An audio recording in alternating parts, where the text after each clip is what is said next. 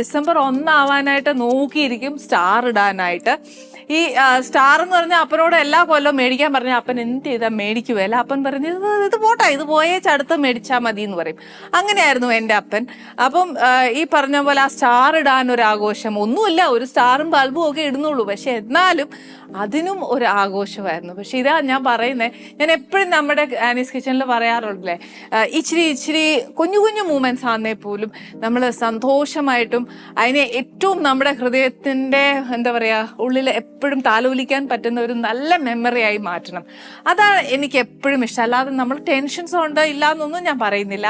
പക്ഷേ ഇച്ചിരി കുഞ്ഞു കുഞ്ഞു കാര്യങ്ങളാന്നേലും ഇച്ചിരി സന്തോഷം കിട്ടിയാൽ എന്നാ അല്ലേ, ഒരു ഭയങ്കര സന്തോഷം. ഇന്ന് എനിക്ക് എൻ്റെ കുഞ്ഞുനാളിലെ കുറച്ച് ഓർമ്മകളൊക്കെ പറയാനുള്ളൊരു കൗതുകവും സന്തോഷവും ഞാനത് താലോലിച്ച് വെച്ചിരിക്കുന്ന കൊച്ചു ഓർമ്മകളാണ്.